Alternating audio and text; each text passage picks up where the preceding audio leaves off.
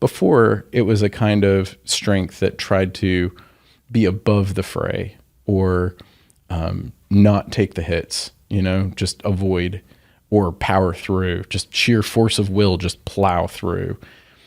And there are problems with all of those approaches. You can't be above everything because you have to have some level of attachment for anything to matter. You can't just plow through because the world's a lot bigger than you, and that's arrogant. And can't avoid everything because that's cowardice, right? So all of those approaches, tried in various ways at various times in my life, failed me. And I think the only thing that a man really can do at the end of the day is take the hits and then get up.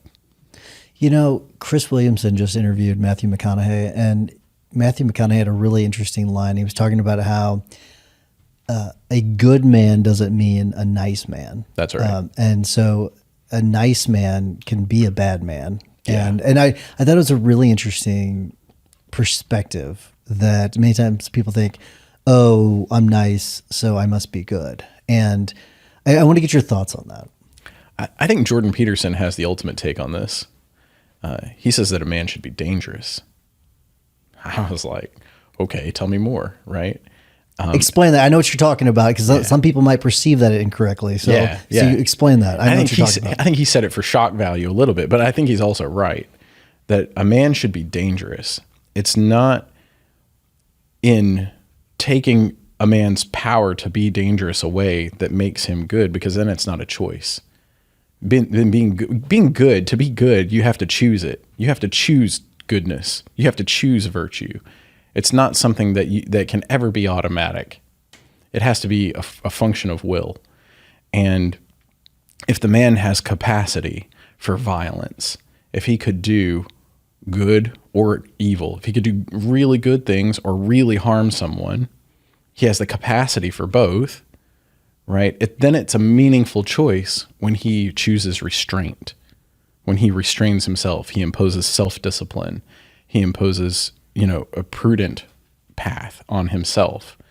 Then the choice to not hurt other people comes from virtue within himself, fortitude, prudence, and so on. And I think if you don't have the capacity for violence, if you can't be dangerous, it's not even a meaningful choice that you don't hurt people. It's just, you're just weak at that point. It's just weakness, right? Weakness isn't a virtue. In fact, it's not something that we even respect. So I think having the capacity to be dangerous, but choosing not to be a danger to other people is a virtuous thing. And I think that's where it is. I mean, Peterson's take on that, it is shocking on its face at first, but that's what grabs your attention. The follow through is where the real meat is, Yeah, and the small part that you left out, you definitely covered the vast majority of it, the most important part. But the other part of it is because you have the capacity to be dangerous, you also have the capacity to defend the people that you love and fight for the people that you love. And I think that part's really, really important too. So because I think some people might take, because of who he is, they might take a little clip and say, "Oh, I'm not going to listen to anything." No, I think his lesson in that is the message is really, really important. So. Yeah, no, I agree with that. You're right. I did leave that bit out. You certainly need to be able to defend what's important to you. I think that's also something that we respect and that people are looking for out of a good man is, will you stand up and fight when it matters? I saw a post on social media and it was about, what's your controversial parenting take? What's the thing that's going to get everybody in your life, roused up against you? And the parent said, I told my kid that every time they stand up to a bully, I'll take them out to ice cream. If you punch a bully in the nose, you get ice cream as a reward. And I thought, that's a controversial parenting take, but I like it. Yeah.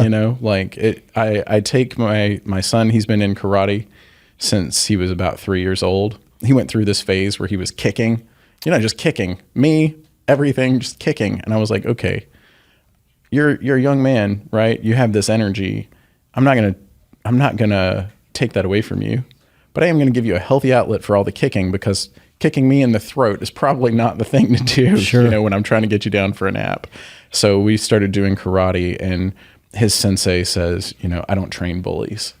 and teaches them the appropriate use of technique for self-defense. And I think that's absolutely crucial. You're going to have this energy, right, to fight, flight, freeze, whatever. You've got that part of your brain. And when those urges to fight come up, you need to be able to channel it in a healthy direction, whether you're a kid who's now almost 7 or an adult. It doesn't really matter. We all have that.